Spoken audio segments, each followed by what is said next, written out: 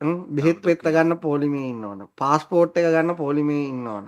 දැන් මොකද්ද මේ ඡන්දෙදි කියන්නේ? මම පොලිම් නැති කරා කියලානේ. රට ශාස්ත්‍රීය කරා කියලා කියන්න බෑනේ. ඒ අවස්ථාවට නෝ මං කිව්වේ ක්‍රෙඩිට් එක දෙන්න ඕන.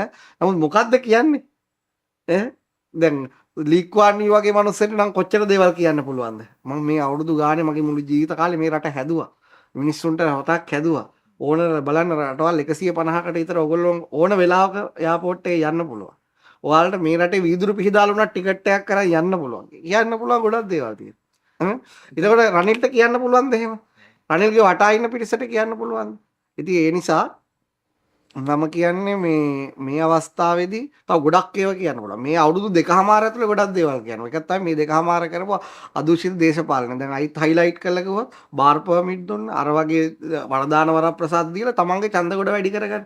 තමන් රටේ හරියට කරා නම් තමන් එහෙම එක එක ළඟට ගෙනලා බාර් පර්මිට් දීලා ඡන්ද වැඩි කරගන්න ඕනද? එහෙම කරගන්න ඕනේ නැහැ. ඒ නිසා මේ ඉන්නේ මිනිස්සුන්ට ආදරයට නෙමෙයි. දැන් එයා 100 කෙනෙක්ගේ වයසනේ ඉන්නේ.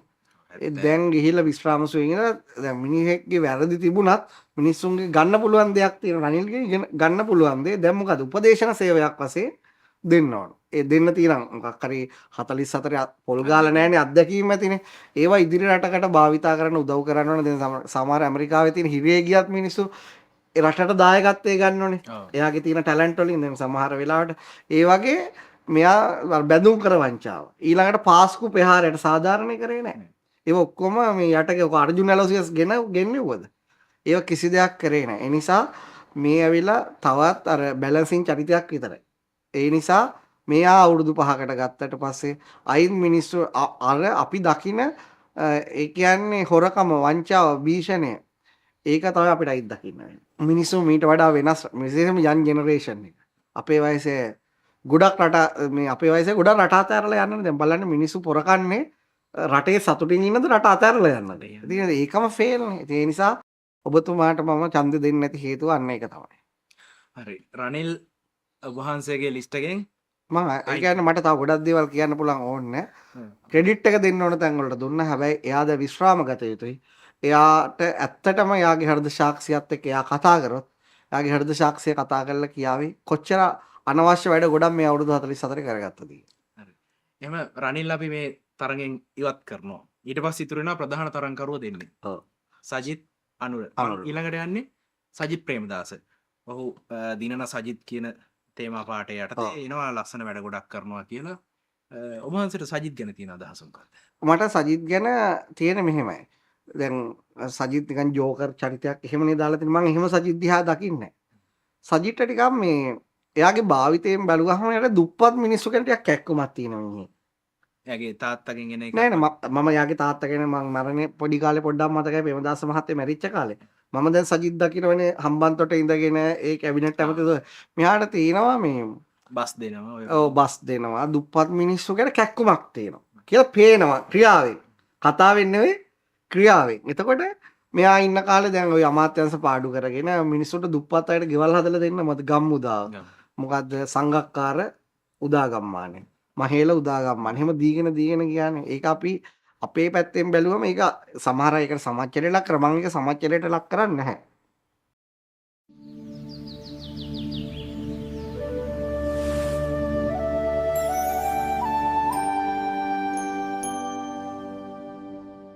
බුද්ධ දර්ශනය වගේම ලංකාවේ සමාජ දේශපාලනික කාරණා පිළිබඳව නිරන්තර අවධානයෙන් ඉඳලා ඒ සම්බන්ධව සංවාදයේ නිරත වෙන අපේ තිත්තගල්ලේ ආනන්ද ඉසිරි ස්වාමින් වහන්සේගෙන් මම දැනගන්න කැමතියි. ඔබ වහන්සේගේ කැමැත්ත පුළුවන් ශ්‍රී ලංකාවක් වෙනුවෙන්ද? එහෙම නැත්නම් දිනන සජිත් වෙනුවෙන්ද? එහෙමත් නැත්නම් පොහොසත් රටක් වෙනුවෙන්ද? එහෙමත් නැත්නම් 38 දෙනෙක් මේ වෙලාවේ ජනාධිපතිවරණයට සටන් වදිනවා වෙන කවුරු හරි පිළිබඳවද? ඔව් දැන් මම මේ සාකච්ඡා ඉවරනකොට මං ඡන්ද දෙන එක කියන්නේ. මගේ ඡන්දේ විශේෂයි.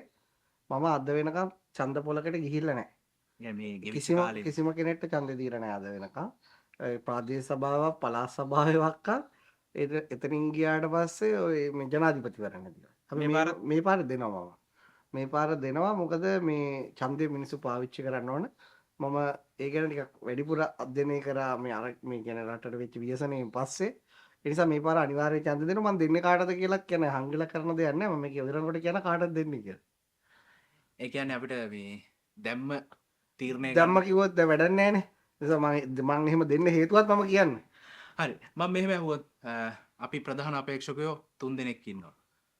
සජිත්, රනිල්, අනුර. නාමලුත් ඉන්නවා. අපි මේ වෙලාවේ නාමල් කියන ප්‍රධාන සාධකයක් විදිහට මට දැනෙන්නේ නැති හින්දා මං අතනින් පටන් ගන්නම්. ඔබ වහන්සේ කොහොමද රනිල් වික්‍රමසිංහව මේ වෙලාවේ දකින්නේ? ඔහු ඔව් ඇත්තටම මම දැන් මමට රනිල් වික්‍රමසිංහ ළඟින් ඇසුරු කරන්න බැරි වුණා. මට කීප අවස්ථාවකද මුණ ගැහිලා තියෙනවා. මම යාළගේ පවුලේ කට්ටිය මුණ ගැහිලා තියෙනවා. ඒ එක්කම මම යාගෙන ස්ටඩි එකක ඉඳලා තියෙනවා. ඒ ස්ටඩි එක කියන්නේ දැන් අපි ඉපදින්නත් කලින් තමයි යා ඇමති කෙනෙක් වෙන්නේ පාර්ලිමේන්තුවේ. මම දැන් 87 ඉපදුනේ 88 මුල. 87 අග 88 මුල. එතකොට ඊට කලින් තමයි යා පාර්ලිමේන්තුවේ ඇමති වෙන්නේ. 77. ඔව් ඒ කාලේ ඉඳලා තියෙනවා. ඒ කියන්නේ දැන් අද වෙනකනොත් ඉන්නවනේ. දැන් වෙන රට දියුණු ස්කැනේඩියානු රටවල් වගේ නවසීලන්තය වගේ අපේ වයසේ අය ජනාධිපති අගමැති ඉන්න කාලෙක අවුරුදු අච්චර කාලේ හිටපු කෙනෙක් තාමත් ඉන්නවා. හැබැයි හිටියා කියමුකෝ. එහෙම දැන් අපිට මැලේසියාවේ කට්ටියත් ඉඳලා තියෙනවා. සිංගප්පූරු ජනාධිපතිතුත් එහෙම වයසට යනකම් ඉඳලා තියෙනවා. හැබැයි ඒ රටවල් වලට වෙච්ච යහපත අපිට වෙලා නැහැ. ඒක පස් පාරක් අගමැති ලෝක වාර්තාවක්. විදායක ජනාධිපති ව්‍යවස්ථාවට අනුව මේ අවුරුදු දෙකමාර කරා. ඉතින් අපි මම කියන්නේ මේ රටට මුකුත් කළ නැහැ කියලා. නමුත් අපේ ආසියානු කලාපයට සාපේක්ෂව අපි ඉන්න තැන බැලුවම මේ පාර්ලිමේන්තුවේ පේල් චරිතයක් තමයි රනිල් කියලා කියන්නේ. ඒ කියන්නේ මේ එයාට හම්බ වෙච්ච අවස්ථාව එයාට කලමකරන කරගෙන ලොකු දෙයක් කරන්න පුළුවන් වෙච්ච එක නෙවෙයි. පාස්පෝර්ට් අද වෙනකොට මිනිස්සු මේ දවස් අන්තිම වෙලාවේ දැන් ජනාධිපති ඉන්න වෙලාවේ දවස් 7-8 පාස්පෝර්ට් එක ගන්න පාරේ ඉන්න මේ ටයිම් එකේ.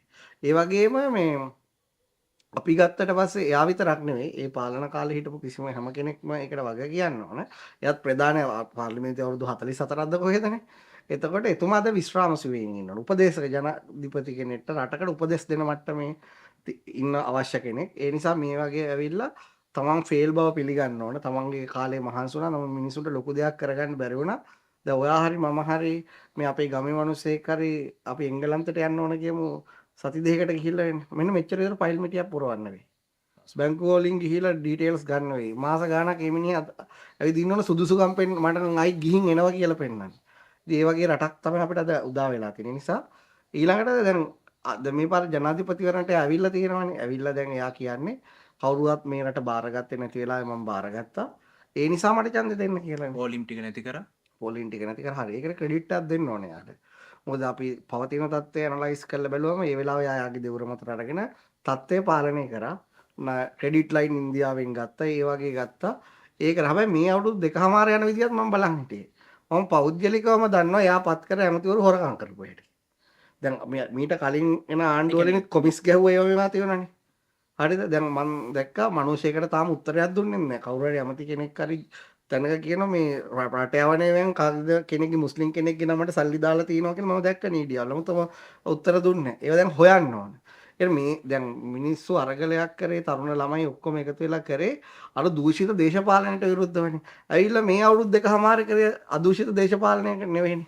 දූෂිතයි දේශපාලන ක්‍රම. අර පන්රු පාක් උඩන් දීලා අද රාජ්‍ය අමතවරු පත් කරනවා හෙට පත් කරනවා. මෙහෙම අර ඊට බාර් පර්මිට් කීයක් දීලා මේ දවස් ටික වෙනකොට. ඒතකොට අකේ පාර්ලිමේන්තුවේ ඉන්න අයට බාර් පර්මිට් දෙන්න ඕනද මෙයා? මේ ටයිම් එක මේ අවසන් කාලේ. ඒව නෑ කියලා නෑනේ.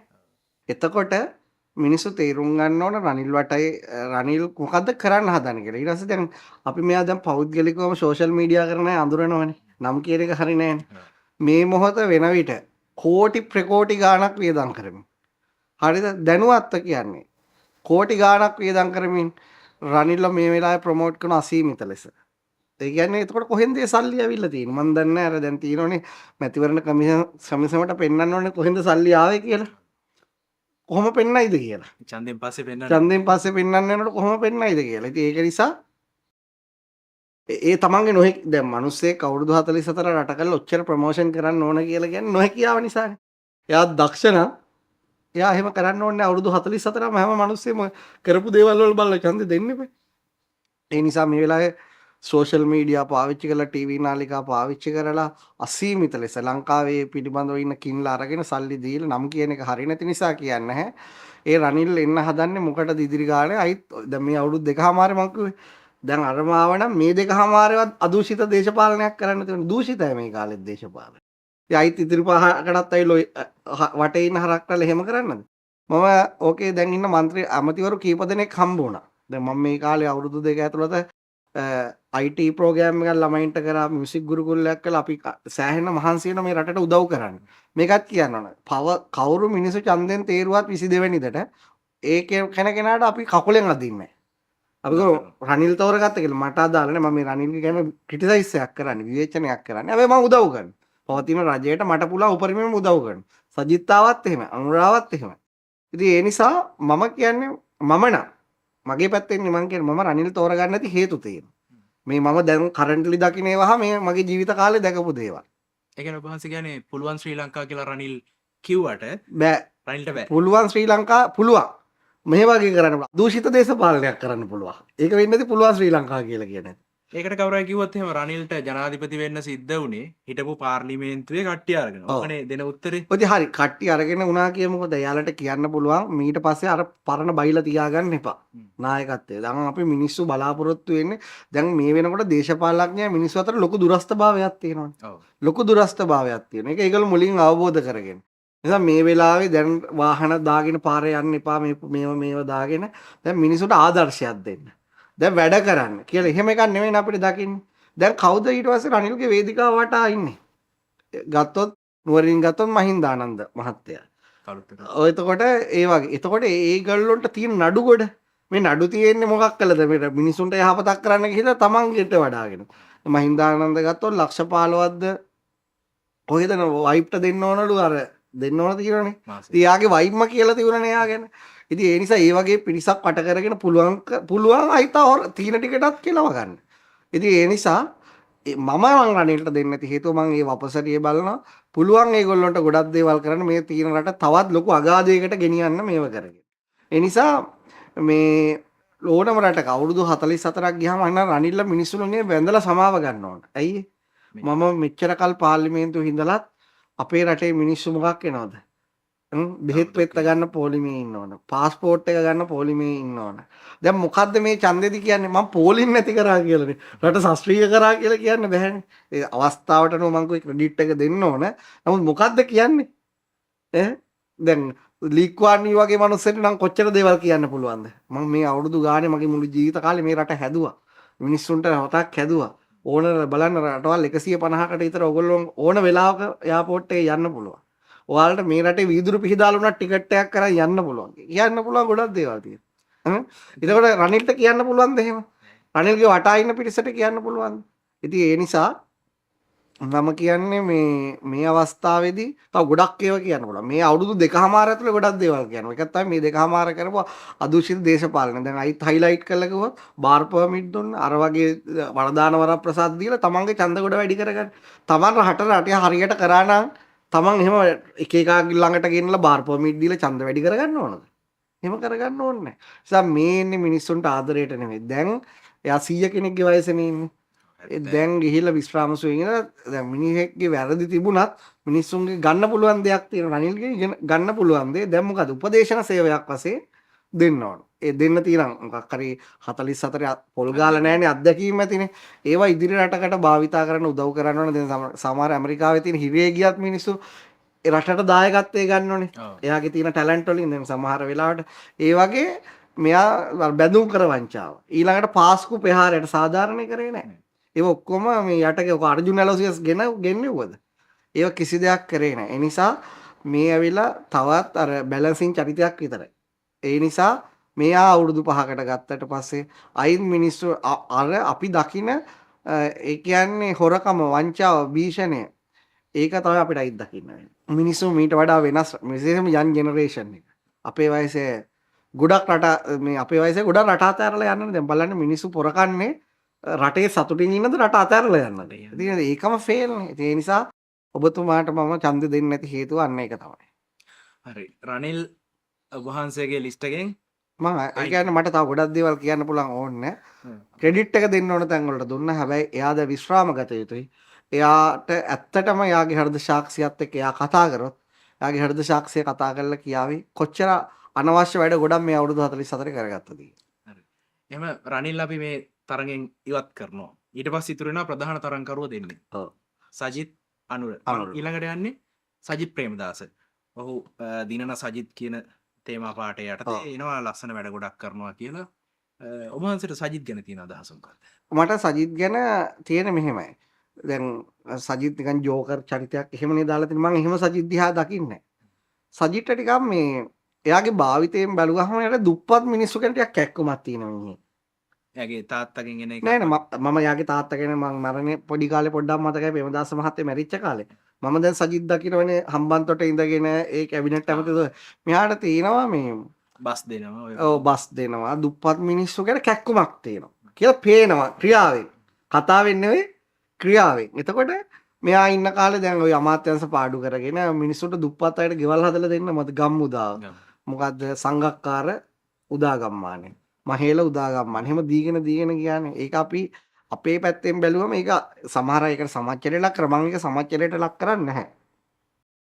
හේතුව දුප්පත් මිනිස්සෙට මෙයා ගයක් හදා ගන්නවා කියන්නේ රජමාලිගාවක් හදා ගන්නවා වගේ. හරිද? ඉතින් මේ මිනිස්සයා එතනට ඇඩ්‍රස් කරා දැක්කා. ඒ ඇඩ්‍රස් කිරීම මට ජනාධිපති වෙන්න සුදුසුකමක් නෙවෙයි. අර තාත්තා ඒක දැන් චැරිටි සර්විස් තියෙනවනේ. චැරිටි කරන මිනිස්සු ඉන්නනේ මේ ලෝකේ. ඒ චැරිටි කරපු එක රටක ජනාධිපති වෙන්න සුදුසුකමක් වශයෙන් මම දකින්නේ නැහැ. ආවට මම කියන්නේ තේරෙනවද? ඒක අමාත්‍යංශයක් ගත්තත් කරා විපක්ෂ නායක වශයෙන් උත් බස් දුන්න ඒක හොඳයි නේ. අර දැන් මිනිස්සු කියනවා අර හොරාගෙන් ගත්තා මෙයාගෙන් ගත්තා එහෙම නෙවෙයි. මිනිස්සේ කාට හරි නැති කෙනෙක්ට දෙන එක දැන් පයින් යන මිනිහෙට මේක දුක දැනෙන්නේ. හරිද? එතකොට ඒක හොඳයි. එයා මිනිස්සෙක් වශයෙන් එහෙම ක්‍රියාකලාපයක ඉන්නේ හොඳයි. ඊට පස්සේ දැන් සජිත් ඇවිල්ලා ජනාධිපති ඒ ක්‍රියාදාම නිසා ජනාධිපති කරන්න බැරි හේතු ගොඩක් තියෙනවා.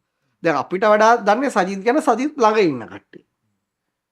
සජිත් ළඟ හිටපු කට්ටිය තමයි පාට්ලි චම්පි කරනවක. එතනින් ගියාට පස්සේ තල තාතු කෝරල. දැන් ඒගොල්ලෝ මොනවද කියන්නේ? තා ගොඩක් චරිත ඉන්නවා.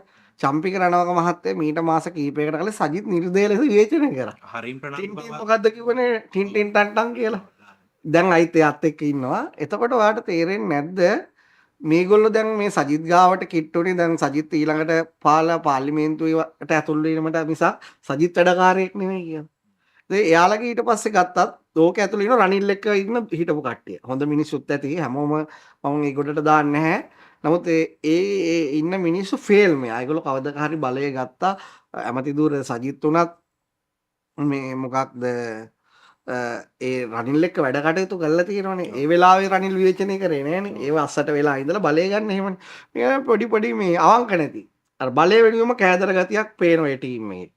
ඒ නිසා ඊළඟට අපි පුංචි කාලේ ඉඳලා අපිට අප්‍රිය දේශපාලනයක් තියෙනවා. ඒ කියන්නේ අපි කොහේ හරි වැඩක් කරගන්න ගියොත් නිලධාරීන්ට සල්ලි දෙන්න ඕන, ඇමතිවරුන්ට සල්ලි දෙන්න ඕන, පාදුරු පාක් කුඩම් දෙන්න ඕන. එහෙම නැත්නම් ඒ වැඩේ කරන්නේ දැන් උදාහරණය දැන් මම ළමයි 200 ගානකට කන්න බොන්න දීලා උගන්වනවා. අපේ මේ ලයිට් ඩිම් වෙනවා මෙයා. උපකරණ පිච්චෙනවා. අපේ ගමෙත් එහෙම මේ. ඒතර අපි දැන් ඉන්න විදුලි බල මණ්ඩලයෙන් ඉල්ලීමක් කරා අපි මේ වගේ සර්විස් එකක් කරනවා. ඒක රජයේ ගමකට දෙන්න ඕනේ. ඔයාලා මේක ප්‍රතිසංස්කරණය කරන අලුත් මේක දෙන්න කියලා. එතකොට ඒගොල්ලෝ කියනවා අපි ඒකට සංවේදී නැහැ. ඒ වගේ කැබිනට් ඇමතිවරු වැඩක් තියෙනවා. දැන් මේ කාලේ නම් හිටිය අර තරුණ කෙනෙක්. ඉතින් ඒ අය සංවේදී නැහැ විදුලි වල ඇමති. හැබැයි මේ අනවශ්‍ය තැන් වලට කිලෝමීටර් 100,000 ගණන් ඇදලා දෙනවා ඒගොල්ලෝගේ හිතවත්කම් වලට. ඒතර ඒ වගේ අපි වගේ ගම්මාන තව ගොඩක් ඇති එහෙම පීඩාව විඳින මිනිස්සු. එතකොට අන්න ඒ වගේ වැඩ කරද. යාළුවා දැන් සජිත්ගේ තියුණා ගන්න. මට වැඩ කරොත් තමයි මම කරන්නේ. ඔය කියනවා නේද? ඒක සුදුසු නෑ පාලකයට. ඡන්දයෙන් අගතියට යෑම. දැන් බුදුහාමුදුරුවෝ පේනවනේ ඡන්ද, දේශ, බය, මෝහ සතර අගතිය කියලා කාරණේ. ඡන්දයෙන් අගතියට ගිහිලා පාලකයෙක් වැඩ කරන්න හොඳ නැහැ. ඒ කියන්නේ දැන් මට කැමති අයට විතරයි මං උදව් කරන්නේ. ඒතකොට නිකම් මේ රටේ වෛරයක් ඇති වෙනවනේ. පාලකයෙක් කියන්නේ එයාට දුන්නත් නැතත් ඒ දෙගොල්ලම සමසේ බලා ගන්න හිතක් තියෙනවා. නායකයෙක් කියන්නේ ඒක. ඒතකොට එයා කටින්ම කියනවා නම් මට කරන්න අය මම බලා ගන්න අනිත් අය ගැන වෙන්න එපා කියලා. ඒතකොට එතනම අර වගේ ලොකු නායකත්වයකට සුදුසු නෑ සජිත්. ඒ වගේ යාගේ බිහේවියර් එක ඇතුලේ. ඒකෙන් කියන්නේ මං කියන්නේ මිනිස්සුගේ ඕන කෙනෙක්ගේ හොඳ නරක තියෙනවා. මං හොඳ පැත්ත තමයි ඉස්සර කිව්වේ. මේ වගේ කාරණා නිසා ඡන්දයෙන් අගතියට ගිහිල්ලා වැඩ කරන. ඊළඟට එයා ඉදිරි දැන් රටක නායකයෙක් වෙන කෙනෙක් සරල දේවල් ඒ කියන්නේ දැන් එයාට ලොජික් එකක් තියෙනවා. දැන් කියන ඉස්කෝල 10000ක් තියෙනවා. මං 10000ට මේ කෝටිපතිව 10000ක් උදව් කරන්න ගෙනල්ලා දෙන. ඒක අපි වගේ කිව්වනම් හරි. උද අපි රටේ පාලනය කරන්න අයිතියක් නැහැ. අපි ආසයි මේ රට ඉස්කෝලයක් දියුණු කරන්න. එතකොට අපි දන්න අඳුරන මහත්තයෙක් කියන මේ ඉස්කෝලේ බාර ගන්න. චැරිටි වැඩක්. චැරිටි වැඩක්. හැබැයි ඒක පාලකයෙක්ට තියෙනවා එහෙම ගන්න නෙවෙයි. රට ස්වයං පෝෂිත කරලා සිස්ටම් එකක්. ඒක දැන් හැමදාම මේ ධනවත් කෙනා උදව් කරයිද නැද්ද දන්නේ නැහනේ. හරිද? සිස්ටම් එකකට. එතකොට ඒ කියන කාරණා ප්‍රාථමිකයි මේ. හරිද? විහිළු සහගත. ඇත්තට විහිළු සහගත. ඒක එයා චැරිටි කරන පුද්ගලයෙක් වශයෙන් කිව්වනම් බාර ගන්න පුළුවන්. රටක නායකයෙක් වෙන්න කෙනෙක් එහෙම නෙවෙයි. යාට දැක්මක් තියෙනවා. එයා මේ පුරුද්දෙන් කරන දේක්ද අපි දිගටම ඕකනේ කරේ පෙර පාසල් වලට උදව් කරනවා වගේ ඒවත් එක චැරිටිම කරන්න අදහසක්ද? ඔව් දැන් ඒක නේ මේ අපේ රටේ වගේ ඕන තරම් චැරිටි කරන්න. ඒක මිනිස්සුන්ගේ අවශ්‍යතාවය යන තැන පේනවනේ. ඒක හිත උණු නිසා කරනවා වෙන්නත් පුළුවන්. හැබැයි එයා දැන් පාලන බලය ලබා දෙන්නේ මේ ඇවිල්ලා මේකේ ඩොනේෂන් රාජ්‍යයක් කරන්නේ නෙවෙයිනේ. ඒ කියන්නේ රට මිනිස්සු උද්දාරික මිනිස්සුගේ ජවය එළියට අරගෙන මේ රටවල් බලමුළු ගන්නලා මිනිස්සු උගත්තු කරලා බුද්ධිමත්තු කරලා යැපෙන්න මානසිකත්වයෙන් අයින් කරලා හරියට මේ කියන්නේ මේ මොනවද මේ බදු එකතු කරගෙන ඒ බදු හරියට කළමනාකරණය කරගෙන ඒ වගේ සිස්ටම් දැන් කවදාවත් නෝර්වේ රටේ මිනිස්සෙක් try කරන්නේ නැහැ නේ වෙන රටකින් ගිහිල්ලා ඒ රටේ ඉස්කෝලයක් බලා ගන්න ධනවතෙක් අරන් එන්නේ සිස්ටම් එකක් හදලා තියෙන්නේ. ඒතකොට නායකයෙක් ඒ සියලු ඉස්කෝල 10000ම කොහොමද රැකගන්නේ කියලා සිස්ටම් එකක් පෙන්වනවා.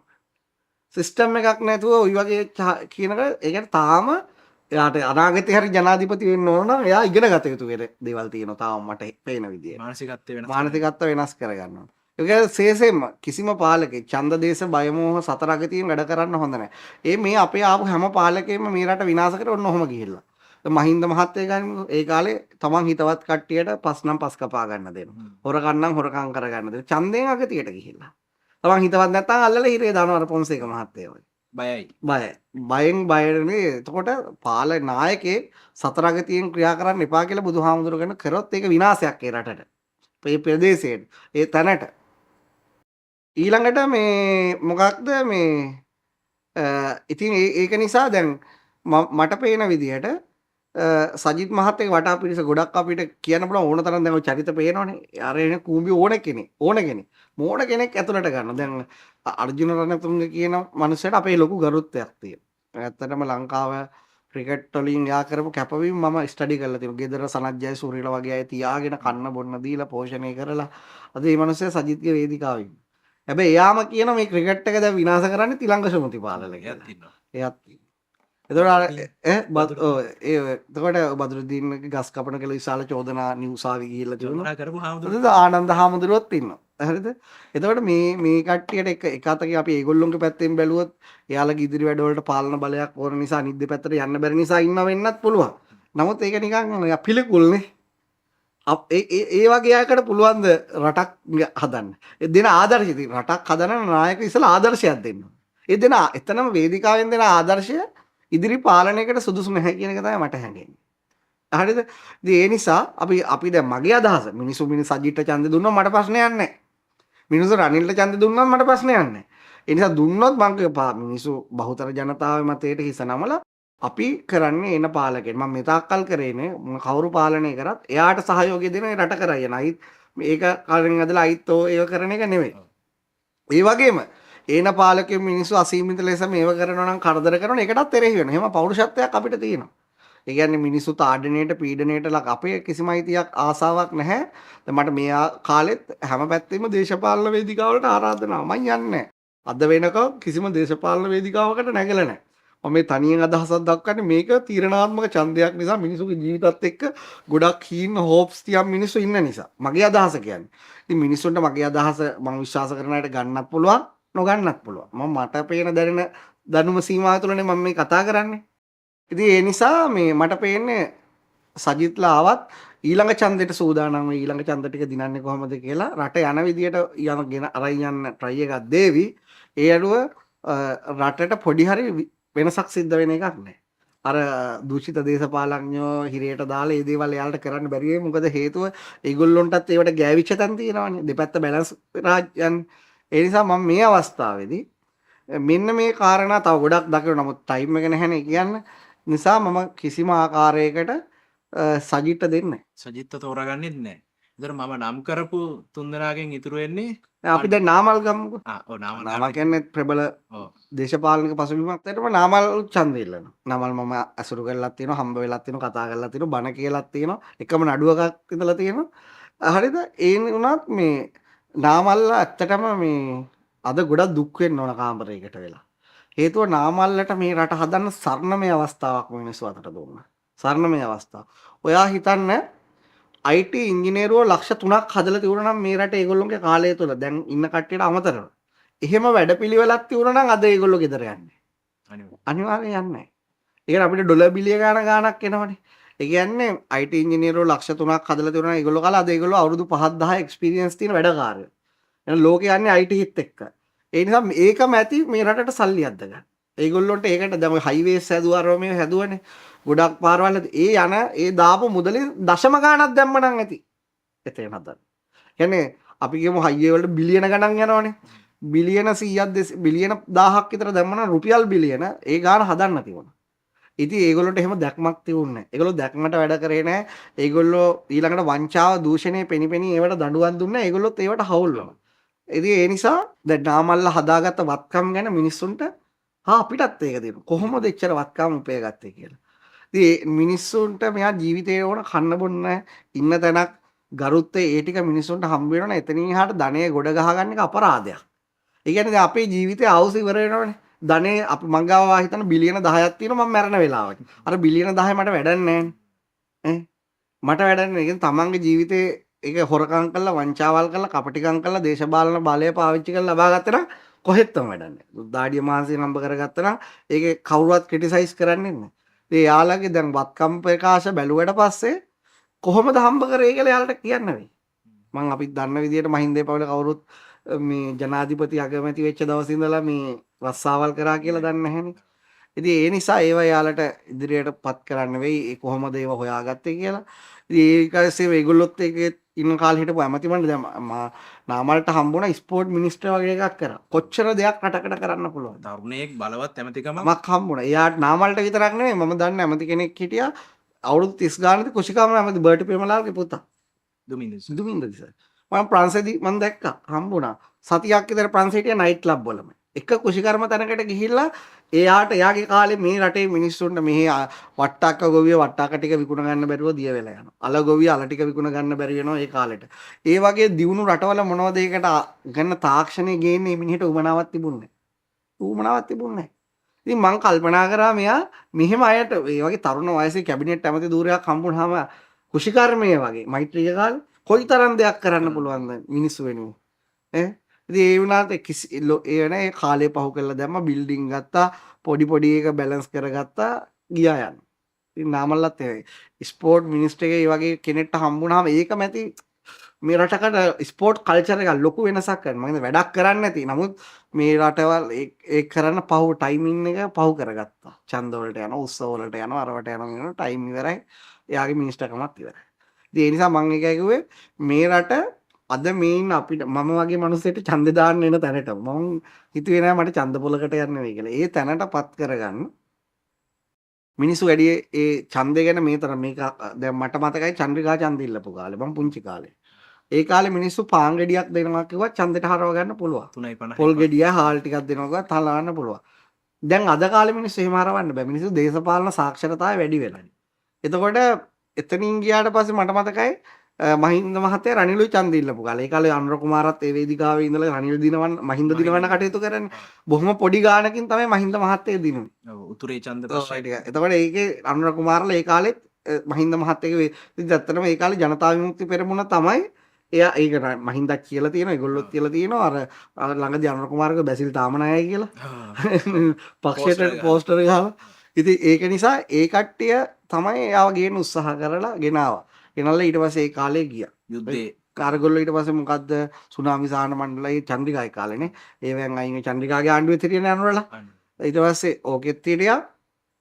ඊට පස්සේ ඔහොම ඊටසේ මේගොල්ලෝ ඊළඟට මේ ඡන්දේ කාලෙට ඊළඟට ගෙනාව ආගම ජාති ඊළඟට යුද්ධ දිනපු නිසා ඡන්ද ඉල්ලගෙන ඒක අස්සේ ඊට පස්සේ මෛත්‍රියට දුන්න වෙච්ච අසාධාරණයට විරුද්ධව දැන් අර යන්නේ එතකොට දූෂිත දේශපාලනයන්නේ රටේ තිබුණේ හැමතැනම කරප්ෂන් කප්පම් පේන්න ගසාකර මේ හයිවේ හදනකොට මේ හයිවේ හදන වැඩ කරන කට්ටිය ඩීසල් ටිකකට ගහනවා.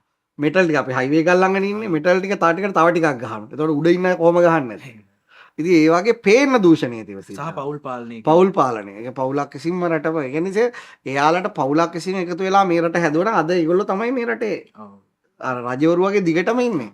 නමුත් එයාලේ සරණමේ අවස්ථාව දෝතින් අතෑරියා.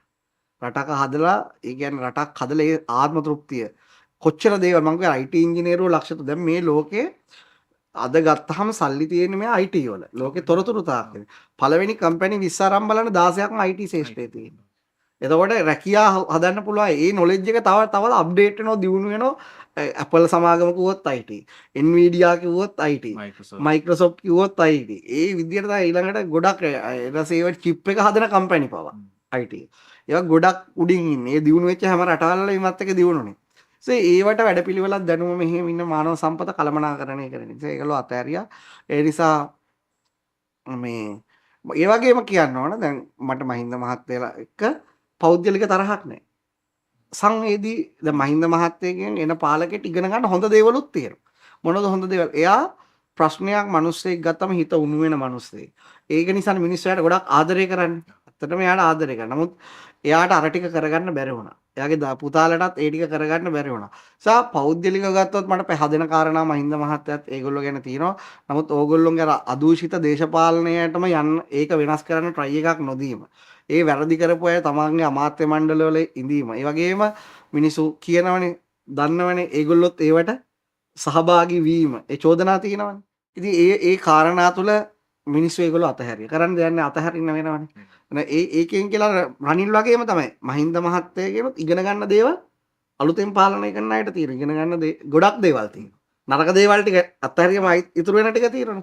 ඒකේ නායකත්වයක් වශයෙන් මිනිස්සෙට පිහිට වෙන වශයෙන් ඒ දේවල් ටිකට අපි ක්‍රෙඩිට් එක දෙන්න ඕන. මොකද අන්න අර නිසා මට නාමල්ට ඡන්දයක් ගහන්න බෑ. ඒ කියන්නේ මේ ඒක කරන්න බෑ මොකද ඒගොල්ලෝ අයිත් ඇවිල්ලා විශ්වාස කරන්න අමාරුයි. අවුරුදු මගේ ජීවිත කාලේ වැඩිම කාලයක් එයාලා මේ රට පාලනය කරා. මහින්ද මහත්තයා අවුරුදු 10යි.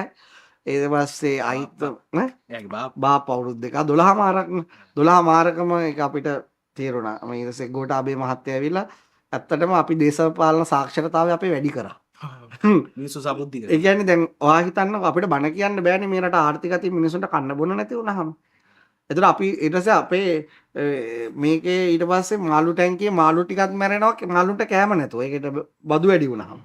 ටැංකියක ඉන්න මාළුවෙට්ට පා බලපාන තැනට ආවා. ඒක මට හිතුණා මිහිඳු මහ රහතන් වහන්සේ ලංකාවට ඇවිල්ලා කිව්වනේ ඔබ පාලකයා නිසා ඔබ අයිතිකාරය නෙවෙයි. ඒක හරියටම හරි. මේ හෙන හැම කෙනෙක්ටම අයිතිකාරකත්වයක් හිතෙනවා. ඉතින් මේව දාලා දැන් කියන්නේ රනිල් තාමත් කෝටි ගණන් බිලියන ගණන් වියදම් කරගෙන මේ කැම්පේන් කරලා ඉන්න හදන්නේ. වයසට ගිහලා මේකේ මරු දෙයක්. මේ බලය මේක ඒ කියන්නේ මේක ඉන්න ආසාවක් ඇති වෙනවා මේ හැම කෙනෙක්ට. මේක නිසානේ යන්න සමුගන්න වෙලාවේ සමුගන්නේ නැති. කියන්නේ මං වයසේ මම මේ අවුරුදු 10 try කරා මට බැරි වුණා. මට මේ ටික පුළුවන් වුණා මම යනවා මම අයිත් වෙන්නේ. එහෙම කියලා අපි ඇමරිකාවේ එහෙම සංස්කෘතියක් දකින්න දැන් ඔබාමා අයිත් වෙන්න try කරන්නේ නැහැ නේ මෙයා. දැන් අපේ මාර try එකක් නේ දෙන්න ගියේ එකේ කෙලවන්න බෑනේ. මහින්ද try කරනවා.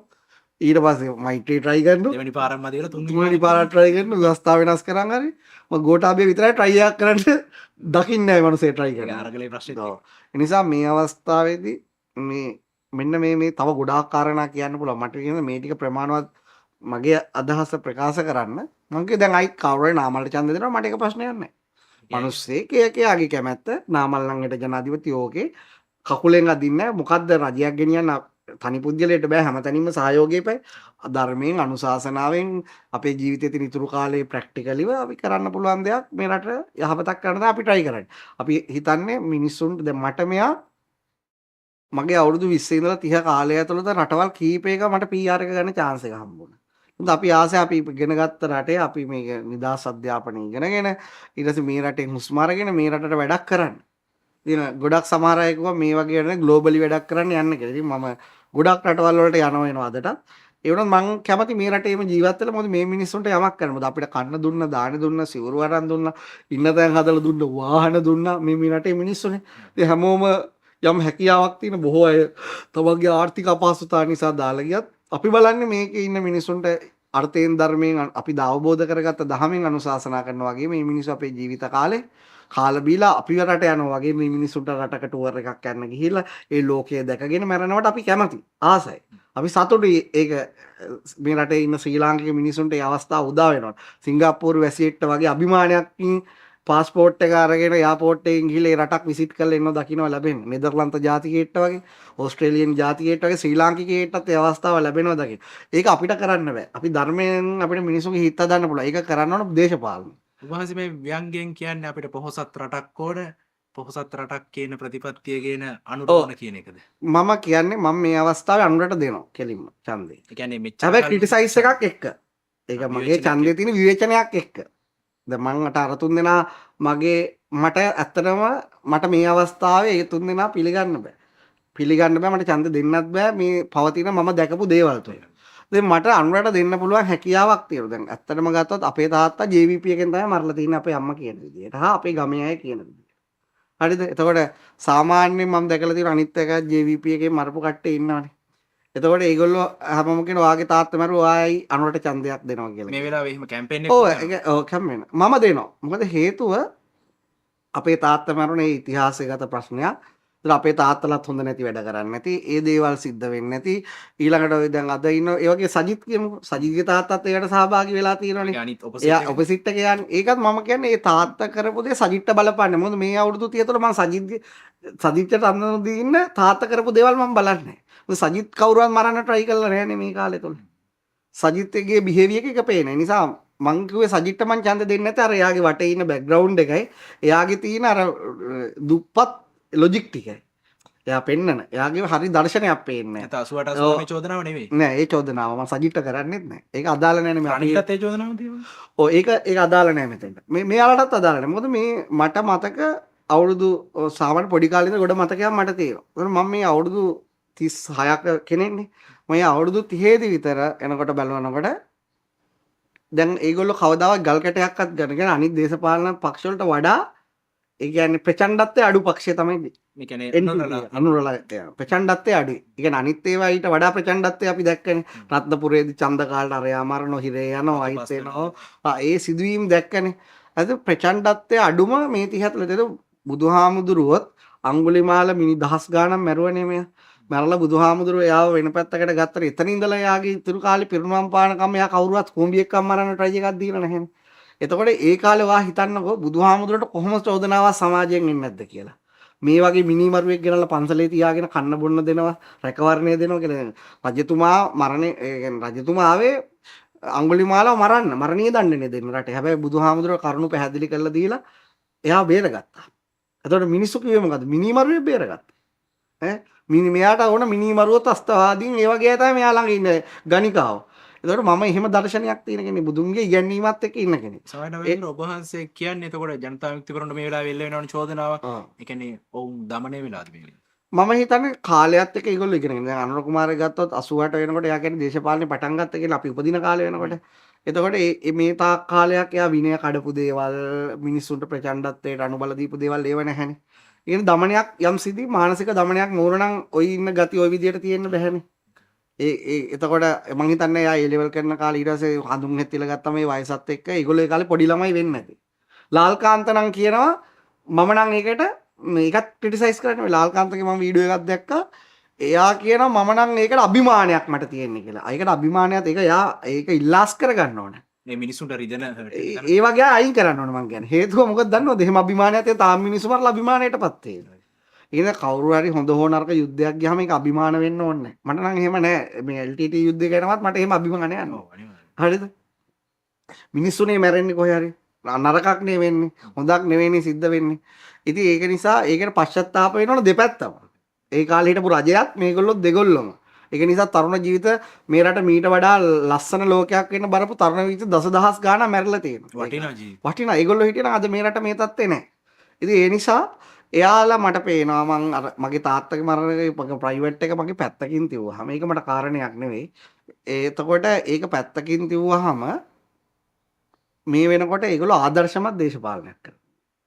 කොහොමද අපි හඳුනන්නේ තියෙන ඒ ආදර්ශමත් කියලා කියන්නේ ඒගොල්ලෝට දැන් ඒ මිනිස්සුන්ට මේ අවුරුදු 30 ඇතුළේ සල්ලි වලට විකිරෙන අවස්ථා ගොඩක් ආවනේ. ඒත් ඉතින් අපි දැන් එයාලට මේ රාජ්‍ය පාලනයක් ලැබිලා නැහැ නේ කියලා එකක්. නෑනේ දැන් අපි ගත්තොත් විමල් වීරවංශ අර ඒගොල්ලෝ මොකක්ද හරි ප්‍රශ්නයක් වෙලා පවතින රජයෙන් අයින් වුණා විමල් වීරවංශ කඩාගෙන ගියානේ. ගිහිල්ලා හොඳ ආදර්ශයක්ද දේශපාලනේ එතන ඉඳලා දුන්නේ.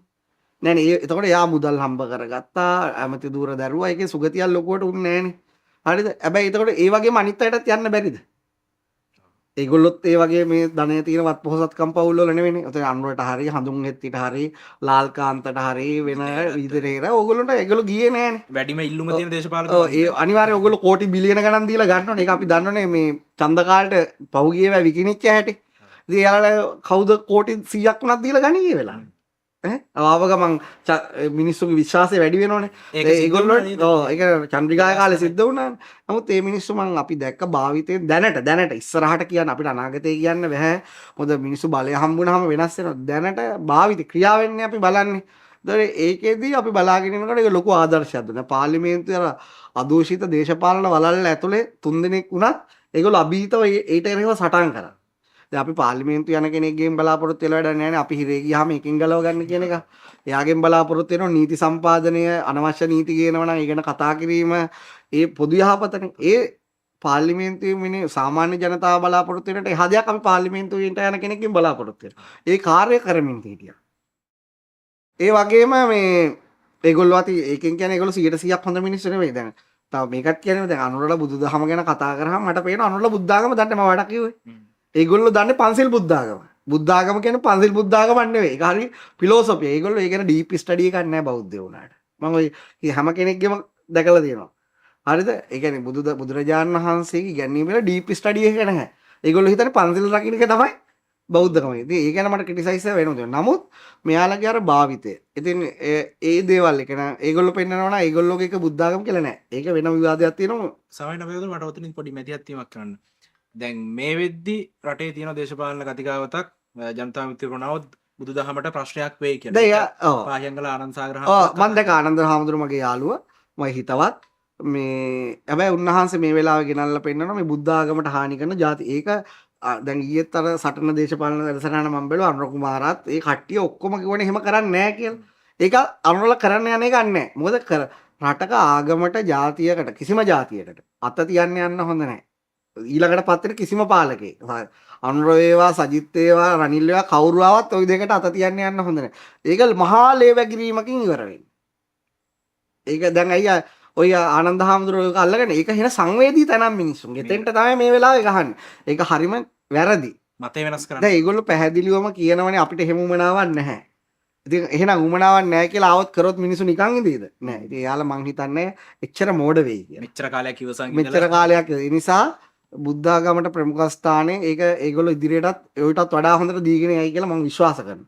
ඒවට එරෙහි වෙන්න අතපත තියන්නවත් අපිත් පාරට බහින. ඒකත් කියන්න එපා. ආයෙත් අහන්න වෙනවා අපේ වහන්සේ විශ්වාස කරන්න හේතු මොනවද? හේතුව දැන් මෙහෙමනේ යාලා කියනවා අපි ඒවට අතපත තියන්නේ නැහැ කියලා.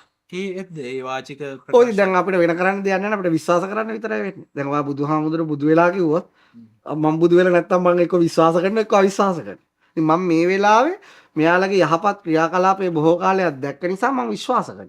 මම වරදින්න පුළුවන් මට. විශ්වාසයට දෙපැත්තක් තියෙනවනේ. ඒ නිසා මම හිතන්නේ මේ වගේ මැටි වැඩ නම් ඒගොල්ලෝ කරන්නේ යයි කියලා. හරිද? ඒ කරන්න ගියොත් කරපු තැන අපි ඔක්කොම විරුද්ධ වෙනවා. ඒ වගේ දේවල් නෙවෙයි දැන් මේ රටට ඕන. මේ ඒ කීය රටක් හදන්න ප්‍රාන්ත බෙදන්නවත් නෙවෙයි මේ රටේ දෙමළ සිංහල මුස්ලිම් හැම මිනිස්සෙට තියෙන බඩට ප්‍රශ්නයක් තියෙනවා. ලොකු ආර්ථික ප්‍රශ්නකින් ඉන්නේ මේ මිනිස්සු. එතෙන්ටයි පිළියම් හොයන්න ඕන. ඒගොල්ලෝ ඇවිල්ලා අපි දෙන ඡන්දෙන් පත් වුණොත් පත් වෙන්න කියලා අපි ප්‍රාර්ථනා කරනවා විශ් කරනවා. ඒ පත් වුණොත් අර ආගම් කිසිම එකකට අත තියන්න යන්න හොඳ නැහැ. ඔය තියෙන විදිහටම ওই විදිහට යන එක තමයි හොඳ. ඒවා ප්‍රතිසංස්කරණය කරන එක බුදුදහම ප්‍රතිසංස්කරණය කරගන්න එක භික්ෂුන් වහන්සේලාගේ වැඩ. ඒකට ගිහිව අත තියන්න එන්න ඕනේ නැහැ. හරිද? එතකොට ඒක නිසා මම කියන්නේ එයාලට දැන් දේශපාලනයට පැන පළවෙනි වගකීම තමයි මොකද්ද? මුලින්ම අඳුර ගන්න ඕනේ ජන විඥානය ලංකාවේ. රටේ ජන විඥානය ඕවට අත තියව බලන්නකො මිනිස්සු කැම බීම පැත්තකට දාලා ඡන්ද දීපේක පැත්තකට බහලා වහින්න ආයි රටක් කරන්න වෙන්නේ නැහැ මේක. ඒක ආනන්ද හාමුදුරුවෝ මේ වෙලාව අවුලවන්න හදන්නේ ඒ වගේ සංවේදී තැනක් අන්න ඒකයි. එහෙම කරන්නේ මිනිස්සු මං හිතන්නේ අබමල් රේණුකවත් උවමනාවක් නැහැ.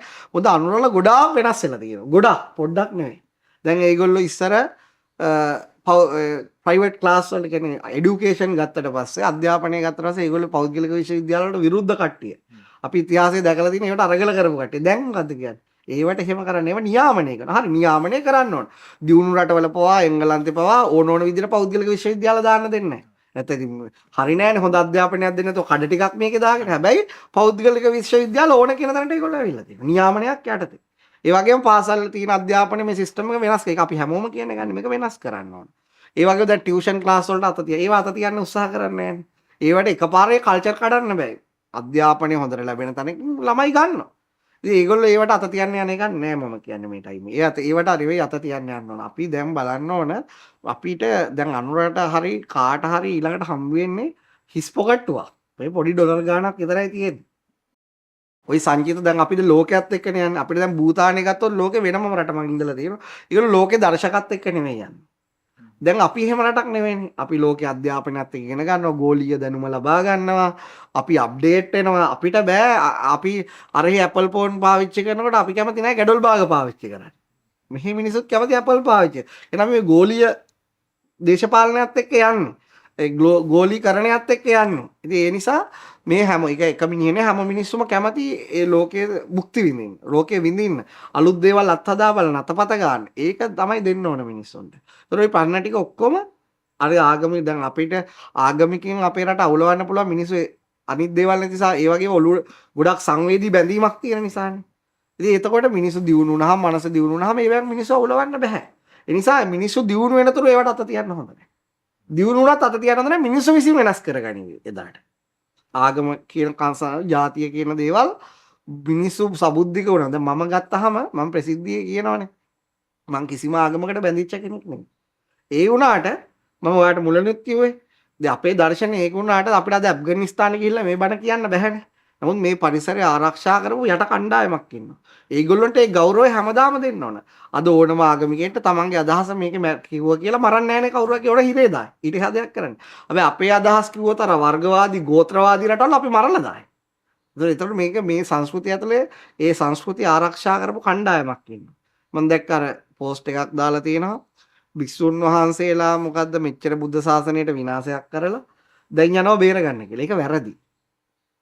ඒක එහෙම වැරදි. දැන් අද අපිට මේකේ මහාන වෙලා ඉන්න හම්බ වෙන්නේ අපි ත්‍රිපිටක පොතක් කියව ගන්නෙත් අපි සතිය ගැන කතා කරන්නේ මොකෝ ගණින් වහන්සේලා ඒ ටික බේරගත්ත නිසා. සංස්කෘතිය. දැන් ඒගොල්ලෝ ඒක පැත්තකට දාලා හිටියනම් අද අපිට ත්‍රිපිටකය අධ්‍යයනය කරන්න වෙන්නේ නැහැනේ. නේ ඒ නිසා අද කුඩාපොළ හාමුදුරු ඉංග්‍රීසීන්ට විරුද්ධව ගිහිල්ලා ඒ සංස්කෘතිය බේරගත්ත ඒ බේස් එක තියෙන නිසා තමයි අපි සතර සතිපට්ඨානෙ වඩන්නේ. ඒ නිසා අපිට දාර්ශනික ටෝක් දෙන්න පුළුවන් මටත් දෙන්න පුළුවන් දහස් ගණන්. හරිද මම ඒ වුණාට ඒකනේ ප්‍රැක්ටිකල් පොළවට එනකොට අපි ඒකට බැලන්ස් වෙන්න ඕන. ඔව් බාසේ මේ වෝනින් එකක්ද දෙන්න අන්රලා ආවත් මේ මම කියන්නේ ඒවට හිතයක් හරි කොනක හරි යන්තම් හරි තියෙන අතවත් තියන්න එපා. ඒක ලොකු ලේ වැගිරීමකින් ඉවරයි. මං හිතන්නේ ඒගොල්ලෝ මේ අවුරුදු 5ේදී මම විශ්වාස කරනවා ඒව කිසි දෙයකට මේ වෙන්නේ නැහැ. ඒගොල්ලෝ පුළුවන් තරම් තව try කරයි හාමුදුරුවොත් එක්ක හිතවත් වෙන්න. ඒගොල්ලොත් මේකට මේ රටේ දියුණුවට දායක කරගන්න අර්ථයෙන් ධර්මයෙන් හැම පැත්තකින්ම එහෙම එකක් තමයි තියෙන්න ඕන. දැන් මේලා එනකොට ගොඩාක් සාමින් වහන්සේලා NPP එකත් එක්ක ඉන්නවා. ඒ නිසා අයිත් ඒ වගේ අර මෝඩ අදහස් තියුණා මීට අවුරුදු 10කට 15කට ඉස්සරකට කලින් ඔය හරිනීලාට අනුර කුමාරලාට ඒ එකයි තියෙන්නේ නැතිනේ. ප්‍රැක්ටිකල් පොළව දිහා බලලා එපා වැඩ කරන්න. අපි හැංගීම වලින් දාර්ශනික ටෝක් පුටු උඩින් ඉඳන් දෙන්න පුළුවන්. ප්‍රැක්ටිකල් පොළවදී අපි බලන්න එපා. ඒ නිසා මම හිතන්නේ මෙයාලා ප්‍රැක්ටිකල් පොළව දැන් සිබිමින් ඉන්නවා. නිසා තව තවත් ප්‍රායෝගිකව මිනිස්සුත් එක්ක වැඩ කරද්දී එතකොට මම ඒක නිසා කියනවා ඊළඟට දැන් මම දැක්ක අනුර කියනවා මේ IT ඉංජිනේරු ලක්ෂ 2ක් හදන ඉදිරි අවුරුදු 5. ඉතාමත් හොඳයි. ඒක වෙන්නම ඕන දෙයක්. දැන් AI කියනකොට අපි වගේ මිනිස්සු දැන් මේ අවුරුදු දෙකේම try කරේ හදන්න. එයාලට පුළුවන් අපි ඕනනම් දායක කරගන්න. අපි ගා ප්‍රොජෙක්ට් මෙහි විදේශ රටවල අඳුරන අය අම්බානක් ඉන්නවා. ඒ ශේෂ්ඨවල ඉහළට ගියපුවා. ඒ කියන්නේ ඒ ලක්ෂ 2කම හදන්න ගුරුවරයෙක් මට දෙන්න පුළුවන්. ලක්ෂ 2කම හදන්න එයාලට ලැප්ටොප් ටික දෙන්න පුළුවන් නම් එයාලට ඒ ගයිඩ්ස් කරන්න පුළුවන්. එක ගුරුවෙක් ඉන්න ලක්ෂ 2ක් හදන්න පුළුවන්. අවුරුදු 5ක් යන්නේ නැහැ. අවුරුදු 2කින් හදලා දෙන්න පුළුවන්. රැකියාවටත් දාලා දෙන්න පුළුවන්. ඔව් අනුරට හරි පාලනය වෙන ඕන කෙනෙක්ට මේ දැන් ගොඩක් දවස් විතර ඒක දෙක නෙමෙයි මං කියන්නේ 3ක් හරි හදන්න try එකද. අපි 5ක් හදන්න try එක දුන්නොත් තමයි අපිට 2මාරක් හරි හදා ගන්න පුළුවන්. ඉතින් භාගයක් ඔකෙන් අයින් වෙලා යනවනේ. තව ඉදිරියේ ගොඩක් ඒ වගේ මම කියන්නේ එතන තමයි point එක. IT ශේෂ්ත්‍රය ඊළඟට කෘෂි කර්මාන්තය. අපි වාරි කර්මාන්තයත් එක්ක තියෙන රටනේ. අපි ඉඟුරු පිට රටින් ගේනවනේ. අරක මේක මේ පිට අපි හැම ගේන්න ඕන රටක් නෙවෙයි. අපි අපේ රටේ අපේ පන්සල ගන්නව ගිහිල්ලා කොච්චර අපිම වගා කරගෙන තියෙනවද කියලා. ඉතින් ඒ වගේ මේ රටේ මිනිස්සු දිරි ගන්නන්න ඕන, බල ගන්නන්න ඕන, උදව් කරන්න ඕන. ඊශ්‍රායලයේ තමයි හොඳම දැනුම තියෙන්නේ වගා කරන දේ. ඒ දැනුම ගෙනලා අපේ මිනිස්සුන්ට දෙන්න ඕන. ඒක කියන කෘෂිකර්ම ඇමති වැඩක් ඒක. ඒ දැනුම ගෙනල්ලා මිනිස්සු දීලා ඒ මිනිස්සුන්ට ඒ ආකල්ප වෙනස් කරලා මොටිවේෂන් කරලා ගොවි තරඟ තියලා මේ බිම්මට්ටම ඉන්න ගොවි අස්වද්දන්න. මම හිතා ඒකටත් වැඩපිළිවෙලක් ඒගොල්ලෝ ගාව තියෙනවා. අපිටත් වඩා හොඳ. අපි ඒක එච්චර දන්නේ ඒකේ තියෙන දැනුම තියෙන අය එකතු කරන් ඒ පැත්ත කරනවා. ඉතින් ඊළඟ කාරණේ තමයි දැන් ගත්තාම මේ විෂයන් පිළිබඳව දැනුම. විෂය පිළිබඳව දැනුම තියෙනවානේ. විෂය පිළිබඳව දැනුම ගත්තාම සජිත්ට ඇති යම් දැනුමක් පාර්ලිමේන්තුවේ රනිල්ටත් ඇති. හැබැයි අනුර කුමාරට ඊට වඩා ලොකු දැනුමක් තියෙනවා කියලා අපිට පේනවා. ඕනම ශේෂ්ත්‍රයක් ගහවත්තම එයාට A to Z පැහැදිලිව පෙන්වන්න පුළුවන්. ඊළඟ ඒ වගේ දැනුමක් එයාට. හැබැයි හඳුන් හෙත්තිලා වගේ අයට අප්ඩේට් වෙන්න ඕන. මම දැක්කනේ හඳුන් හෙත්තිලා වගේ කියන්නේ ඉලෝන් මස්ක් ගැන මෙලෝ දෙයක් දන්නේ.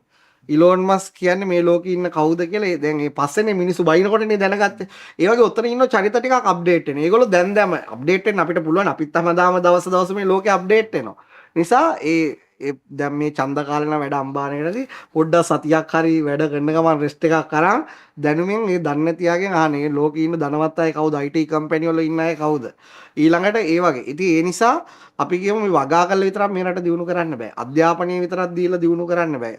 අපේ තියෙන හොඳම සංචාරක කර්මාන්තය.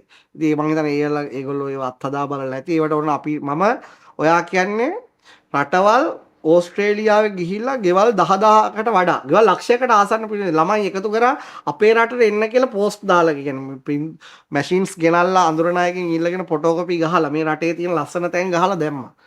ඉතාලියේ දැම්මා, එංගලන්තේ දැම්මෙව්වා, ජපානේ දැම්මෙව්වා, චීනේ දැම්මෙව්වා මේ රටට එන්න කියලා මේ අරගල මේ කියන්නේ මේ රටට එන්නේ නැති කාලේ. මේ වැඩි කාලයක් නෑ මම හදව පෝස්ට් ඇති Facebook එක පුරා. මම ලංකාවේ ඉන්න හැම කෙනෙක්ටම කිව්වා මේක දීලා මේ ඊමේල් 10කට යවන්න කියලා. ඒ වගේ අපි try කරා මේක සංචාරක වැඩිපුර ගෙන්නන්න. එයාලට පහසුකම් එක්ක ඒ මාර්ග හදලා දෙන්නොත් ඔය ඩොලර් දැන් අපිට ලොකු වත්කමක් නැහැ නේ ඩොලර් බිලියන 20ක 30ක වත්කමකට ඉදිරි අවුරුදු 3-4 දී යන්න පුළුවන්. ඉතින් ඒකට දැනුම තියෙන මිනිස්සු. දැන් අපි අඳුරගෙන ඉන්න ලෝකයේ ආර්ථික විශේෂඥයෝ ආර්ථික ලෝකේ ජර්නල් වලට ලියන අය මම ගොඩාක් අඳුරනවා. ඉතින් අපිට ඒවට සහයෝගය දෙන්න පුළුවන්. අනුරාවක් දෙන්න පුළුවන්. සජිත්තාවක් දෙන්න පුළුවන්. කාටට දිනුන ඕන කෙනෙක්ට දෙන්න. ඉතින් ඒක නිසා මම මේ වෙලාවේ මම හිතන්නේ තව ගොඩක් සාධක තියෙනවා. ඒක විතරක් නෙවෙයි ගොඩක් බලාගෙන ඉන්න. මේ වෙලාවේ ජනතා රැල්ලකුත් තියෙනවා. ඒ නිසා ජනතාව ඇයි මේ රටේ මිනිස්සු කැමති දේශපාලඥයෙක්ට කෝල් එකක් දීලා පොලිසියට කියලා ප්‍රශ්න විසඳගන්න. එහෙම කල්චර් එකක් හැදි. නමුත් මේ මිනිස්සු අනුරට දෙන්න ඒක කරගන්න නෙවෙයි. අනුරට ඡන්දෙ දෙන්නේ හරි NPP එකට ඡන්දෙ දෙන්නේ හරි මලගෙදරට ගෙන්න ගන්න. මේ තාක්කල් මලගෙදරට ගෙන්න ගන්න මිනිස්සු ඡන්දෙ දුන්නේ. ඒ ජනාධිපති එනවනම් ජනාධිපතිගේ සේවකයෙක් එනවනම් ආණ්ඩුකාරය එනවනම් ඇමතියෙක් එනවනම් ඒක තමයි හිතවත්. ඒ ඔක්කොම මිනිස්සු අතෑරියා. දේශපාලන සාක්ෂරතාවය වැඩි වෙලා හල්භාවය අයින් කරා. නෑ අර වැටීමත් එක්ක ඉතින් අපේ මල ගෙදරට ආව නැති උනාට කමන්නේ. අපි මේ පාර මූට දෙනවා. දීලා ඉවර වෙලා බලනවා මූ කරනවද නැද්ද. හැබැයි අර මෙහෙමනේ දැන් මේගොල්ලෝ පවිත්‍රතාවය ගැනම පෙන්නලා කතා කරලා මිනිස්සුන්ට උගන්වලා ලේසි වෙන්නේ කන්නේ. ඒකත් කියන්න එපා. ඒ නිසා පොඩි වරදක් කරොත් සුදු රෙද්දට මඩ ගැහුවා වගේ හැමතැනම පෙනේ. ඒ නිසා ආපු දවස් ඉඳලා දැන් මේ තාක් දුන්නු ආදර්ශය තියෙන ඒක තවත් වැඩි very dedication ලොකු කැපකිරීමක් කරන්න වෙනවා. ඒක කරලා මම හිතනවා ඉදිරි අවුරුදු 5 මම විශ්වාස කරන්නේ මේක සුරපුරයක් කරයි කියලා. හැබැයි ඒකට උත්සාහයක් අරගෙන අපි 100%ක් උත්සාහ කළා 10% ප්‍රතිඵල හම්බුණත් කමක් නැහැ නේ. ඒ කල්චර් එකක් එකපාර වෙනස් කරන්න බෑ. පොඩි වෙනස්කම් කරලා ලස්සන කල්චර් දේශපාලන කල්චර් එකක් හදලා දේශපාලනට වෛර කරන මිනිස්සු අයින් කරගෙන දැන් ඒගොල්ලොන්ගේ තව තියෙනවා. මම අඳුරණයි ඉන්නවනේ. ඒගොල්ලෝ කියන්නේ අපි දෙන්නේ නැහැ අනුරට. ඇයි දෙන්නේ නැති හේතුව?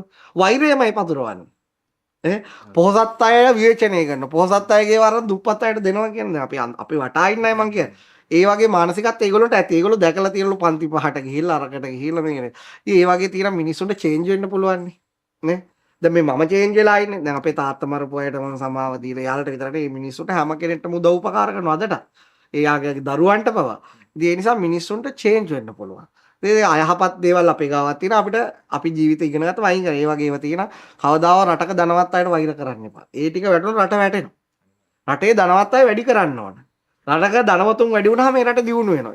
ඒක පින් තියෙන මිනිස්සුනේ. පින් තියෙන මිනිස්සුන්ට වෛර කරනවා. ඉතින් ඒ වගේ යම්කිසි ආකාරයකට ඒගොල්ලෝ පුංචි කාලේ ඉඳලා ආපු අර දැන් පන්ති මේකක් තියෙනවා. ඒගොල්ලෝ කතා කරන අපේ පන්ති එකෙක් එන්නේ. මොන පන්තියක් කන්නේ මේක ඉන්නේ මිනිස්සු. පින එක තියෙන එකාට කොහෙද දිව්‍ය ලෝකයක්, පින නැති එකාට අපායක් එනවා. දැන් රටේ අර තියෙනනේ මේ ධර්මයේ පෙන්නනවා රට සම්පත්තිය තියෙන දුක් විඳින තියෙන එකාට සැප හම්බ වෙනවා. ඒ කාලේට ඒ අකුසල යටපත් වෙලා.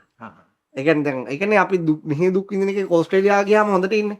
එයාට ඒ විපාක දෙන්න බෑ ඒ පරිසරේ. රට ඇති. ඔව් ඒක මොකද රටේ කාල සම්පත්තිය හොඳයි.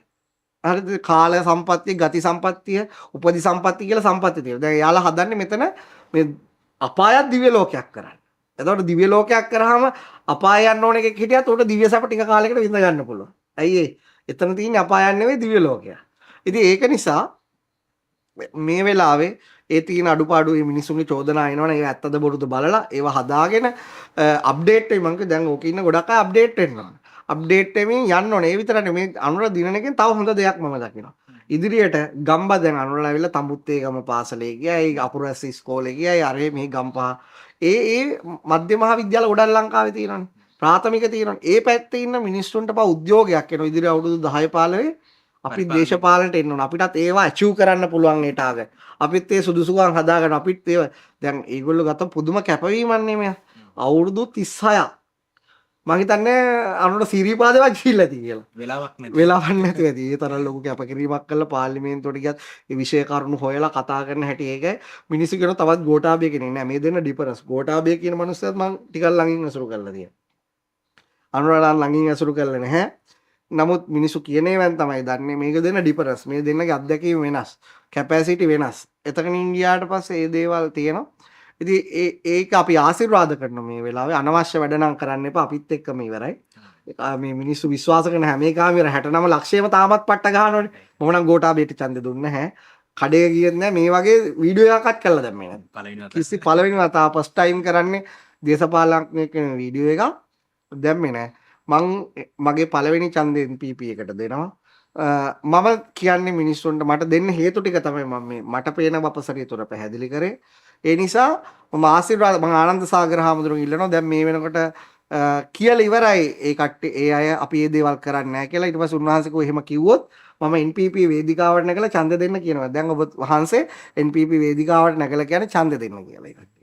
මොකද හේතුව ඒගොල්ලෝ දැන් කියන ඔයි කියන කිසි දෙයක හිම්මලක් කොඩි වෙනස් කරන එකක්වත් මේ බුද්ධ ආගමට තියෙන ප්‍රමුඛ ස්ථානය ඔය කිසි දෙයකට අතපහත් තියන්නේ නැහැ මේ දේවල් වලට කියලා. අත තියුවොත් අපි තමයි එන්නේ ඉස්සරහට. ඒක අපි කියනවනේ දැන් මේ වෙලාවේ මිනිස්සු අපිත් එක්ක ඉන්නවලා මම දැන් මෙහෙමම මේක දැම්මට දහස් ගාණක් ඉන්නවා. මේ මිනිස්සු යම් කිසි උත්තේජනයක් ගනීනේ. ඉතින් ඒක නිසා මම කියන්නේ මේක අදින් ඉවරයි. මට අයි 22 වෙනි දවසේ පස්සේ කවුරුපත් වුණා මට ප්‍රශ්නයක් නැහැ. ඒ පත් වෙන කෙනා මිනිස්සුපත් කරන කෙනත් එක්ක වැඩ කරනවා. ඒ ආයත් එක දේශපාලනය කරන්නේ රටට යහපතක් කරනවා. රටේ මිනිස්සුන්ට යහපතක් කරනවා. අර්ථයෙන් ධර්මයෙන් ඒ වගේම ප්‍රායෝගිකත්වයෙන් මිනිස්සුන්ට මේ වෙලාවේ කරන්න ඕනනේ මේ වැටෙන නැගිටිනක. ඉතින් ඒ නිසා ඒක කරනවා. උදව් කරනවා. මේ රටේ මිනිස්සුන්ට කරන්න පුළුවන්. මොකද අපිට එහෙම කරන්න පුළුවන් කැපැසිටි එකක් තියෙනවා. නිසා මම මිනිස්සුන්ට කියන්නේ 22 දේශපාලන ඉවරයි. හරිද? 21 ඡන්දේ 22 පැය 24ක් ගියාම හරි 48ක් ගියාම 23 විතර වෙනකොට ඒ ඉවර කරලා දාන්න. මේක ඉවරයි. මම නම් ජය සමරන්නේ නැහැ. මට සමරන්න ජයකුත් නැහැ. ඒක නිසා මම ප්‍රාර්ථනා කරනවා මේ වෙලාවේ අනුරාධපුර කණ්ඩායමට ඇවිල්ලා ඒගොල්ලෝගේ තියෙන අඩුපාඩු තියෙනවා. අඩුපාඩු කියන්න පුළුවන්. මම මේ වෙලාවේ කියන්නේ. ඒවත් ඒගොල්ලෝ සොයන් මිනිස්සු අපිත් තාම අපේ සෑයන සොයන් විවේචන කරගන්න. ඒවත් හදාගෙන මේ රටේ මිනිස්සුන්ගේ අපි දකින යන තැන බලාපොරොත්තුවක් තියෙනවා. අපි NPP එකට දෙනවා. අපි දෙනවා කියලා කියනවා. ඒ නිසා මේ මිනිස්සුන්ගේ සුන්දර සිහින භයානක සිහිනයක් කරන්නේ නැතුව තවක් කපටි කෛරාටිකයක් නැතුව ඔබට ඒ අවස්ථාව හම්බ වුණොත් ඒක සරණමින් අතට අරගෙන ඒක ඒක උපදමලා ලෝක ඉතිහාසයේ ලංකාව විතරයි ලෝක ඉතිහාසයේ අලුත් දේශපාලන කතිකාවතක් පියවරක් තබන්න ශක්තිය ධෛර්යය වාසනාව ලැබේවා කියලා ඒ සියලු දෙනාට ආශිර්වාද කරනවා. ඉතින් මම කියන්නේ පක්ෂයක් තේරෙනොත් ඊළඟ ආණ්ඩු විපක්ෂිකුත් තේරේ. ඒගොල්ලොත් ඒ අර කට්ටිය ගැන හොඳට අවධානයෙන් ඉඳලා ක්‍රිටිසයිස් කරන්න කළා උදව් කරන්න ඕන උදව් කරලා යහපත් රටක් නිර්මාණය කරගන්න ඉදිරි අවුරුදු පහේ යම් කඩ කොටසක් කරන්න මම හිතන්නේ මම බලාපොරොත්තු වෙන්නේ සුරපුරයා යම් වැඩ කොටසක් කරගන්න අපි ඔක්කොම එකතු වෙලා ඒකට උදව් කරමු කියන එක කියමින් නිහඬ වෙනවා හැම දිනාටම තෙරුවන් සරණ තා ප්‍රශ්න තියෙනවා නෑ මං අහන්න මේ සැරින් සැරේ හිතුන ප්‍රශ්න හැම එකටම ඔබ වහන්සේ උත්තර දුන්නා මට මේ අවසාන වශයෙන් මේ ප්‍රශ්නත් උත්තර දීලාම මේ අපේ හඳුර මේ විවර කරමු මේ මම දන්නවා ඔබ වහන්සේ ඊටාම ප්‍රායෝගික කෙනෙක් කතා කරන ආ. දේ සිද්ධ කරන්න සෑහෙන උත්සාහයක් ගන්න එහෙම කරමින් ඉන්නවා. සමාජ කතිකාවතක් තියෙනවා. කය ගහනවා විතරයි අන්රලා කය නායකලා ඔහොම කතා. ඒක දැන් වටේ ඉන්න එකතු වෙලා ඉන්න පිරිස සහ අන්රයි ඔය කට්ටිය මේ ඔය කය විතරක් නැත්තම් වැඩ කරයිද? වැඩ කරේ නැති වුණ පුතේ පළවෙනි මාස 6ෙම යන්න වෙනවා. මිනිස්සු මෙලවයි. වැඩ කරයි මොකද යාළුවා කෘෂිකර්ම අමාත්‍යාංශයක් ගාලෙත් ඒ වගේ සංස්කෘතික අමාත්‍යාංශ ගත්ත කාලේ වැඩ කළා ඒ පළපුරුද්ද ඇති. ඒ වගේම එයාලට විතරක් වැඩ කරන්න බෑ අපිත් වැඩ කරන්න ඕනේ. අපි හිතනවා නම් අනුරයි ඒ ටීම් එකේ 100ක් 200කට එකතු වෙලා මේ රට හදන්න එක විහිළුවක්. අපි හැම මිනිස්සෙම අපිට පුළුවන් උපරිමයෙන් වැඩ කරන්න ඕනේ. ගිහි වේවා පැවිදි වේවා සාමින් වහන්සේ වේවා මිනිස්සුන්ට මෛත්‍රිය කරුණාව දයානුකම්පාව ඉතින් බුදුහාමුදුරුවොත් ඒ අර්ථයෙන් ධර්මයෙන් දියුණු වෙන්න ආශිර්වාද කළා තියෙනවනේ වියග්ගප්පජ්ජ සූත්‍ර වගේ දේශනා කළා තියෙනවනේ ඉතින් ඒ නිසා ඒක කරන්න ඕනේ ඒ වගේම තමන්ගේ පන්සල ටිකවත් වගා කරගන්න ඕනේ මේ පන්සල භූමියවත් පිරිසුදු කරගන්න ඕනේ ඒ දේවල් කරගන්න ඕනේ ඒ ඇවිල්ලා ගිහි සමාජය ඊළඟ හැම අනිත් අන්‍ය ආගමිකයොත් එහෙමයි කකුලෙන් අදින්න නැතුව සජිත් මේ යන විදියට බොහෝ දුරට සජිත්ව අනුර තමයි ඉන්නේ බොහෝ දුරට හරිද එතකොට ඒ අපිට පේනවනේ මහ පොළොවේ යන විදිය ඒ දෙන්නගෙන් කවුරු ආවත් මම මගේ විශ්වාසය අනුර එන්න කියලා ඒ දෙන්නගෙන් කවුරු ආවත් මොකද අපි එතන ඉඳලා ඒ අඩුපාඩු තියෙනවත් හදාගෙන ඒ අයට උදව් කරගෙන යන්න ඕන මගේ ප්‍රාර්ථනය නම් සජිත්තා පරක්කු වෙලා ඉන්න දැම්මෙන්න එපා අනුරට මේ අවස්ථාව ලැබෙන්න කියලා මේ වෙලාව සුදුසු අනුරට එහෙනම් මේ බොහොම වටින කතාවකට එකතු වුණේ අපේ හාමුදුරන් වහන්සේට බොහොම එන හැමදිනාටම තෙරුවන් සරණයි 21 අනිවාර්යෙන් ඡන්දේ දාන්න. මොකද මේකත් කියන මිනිස්සු කියනවා ගොඩක් ඇහුව අපි ඔය කෙට්ටවත් දෙන්නේ. ඈ හැබැයි උඹලා කෙට්ටවත් දුන්නේ නැති වුණාට ඔය ඇවිල්ලා කරන ඒවා ඔක්කොම උඹලා ගෙදර ඉන්න ගෙම්බටත් බලපාන. ප්‍රතිවිපාක විඳින්න. අපි එකෙට්ටවත් දෙන්නේ නැති වුණාට ඒක කිව්වට එහෙම. ඊට ඔය ගන්න ඇවිල්ලා තීරණ හැම එකක්ම බලපාන. ඒ නිසා එහෙම යන්න එපා. ඔයාගේ මම කියපු ඒවා පැත්තකට තියන්න. ඕගොල්ලෝගේ ඥාණයෙන් කල්පනා කරලා ඔයාලට තියෙන දැනුම පරාසයෙන් කල්පනා කරලා ඡන්දේ භාවිතා කරන්න. මොකද දියුණු රටවල් වල ඡන්දේ පාවිච්චි කරේ නැත්නම් දඩ ගහනවා. ඒ කියන්නේ මිනිස්සු පොළඹවන ඡන්දේ පාවිච්චි කරනවා. මොකද නැත්නම් එකපාරට මොකෙක් හරි දරුණු එකෙක් කියලා කෙලවිලා යන්න පුළුවන්. ඒ කියන්නේ රට විනාශ කරේ පාලකයෝ. රට හදන්නත් ඕනේ එතනින්ම තමයි. දැන් සිංගප්පූරුව හදලා නැහැනේ හාමුදුරුවෝ කෙනෙක්. සිංගප්පූරුව හදලා තියෙන දේශපාලනේ. මැලේසියාව හදලා තියෙන දේශපාලනේ. දකුණු කොරියාව හදලා තියෙන දේශපාලනේ. ඉන්දියාව හදලා තියෙන පොලිටික්ස් වලින්. නරේන්ද්‍ර මෝදි එතනින් ගියාම මනමෝහන් සිං වගේ අය ඇවිල්ලා. ඒ වගේ වේවා රටක් වෙනස් කරන්න චැරිටි කරන්න පුළුවන් අපිට. රටක් වෙනස් කරන්න නම් මොකක් කරන්න ඒක පොලිටික්ස් වලින්ම කරන්න ඕනේ. ඒක නිසා තමයි ලෝකේ පාලන ක්‍රමයක් කියලා එකක් තියෙන්නේ. ඒ නිසා මම කියන්නේ ඡන්දේ නම් පාවිච්චි නොකර ඉන්න එපා. ඡන්දේ අපිට ඡන්ද කාඩ් එකක් නෙවෙයි ඔය ඇවිල්ලා තියෙන්නේ. සුදු පාට කාඩ් එකක් නෙවෙයි. උඹලගේ මොකද්ද? බලය. උඹලා පිරිසුදු වතුර බොනවද? අපිරිසුදු වතුර බොනවද? උඹලා හරියට සතුටින් කෑම කනවද? දුකින් කෑම කනවද කියලා තමයි ඔක තීරණය කරන්නේ. ඒ නිසා ඡන්දේ කියන්නේ අපේ බලය. අපේ කැමැත්ත. ඒක පාවිච්චි කරන එකට මහා බලයක් තියෙනවා. ඒ නිසා අපි ප්‍රාර්ථනා කරන රාජා භවතු ධම්මික. ඒ කියන්නේ රජවරු දැන් නැහැ. බාරකාරයෝ දැන් එනවා. ඒ අය ධාර්මිකව මේ රට පාලනය කරත්වා කියලා ආශිර්වාද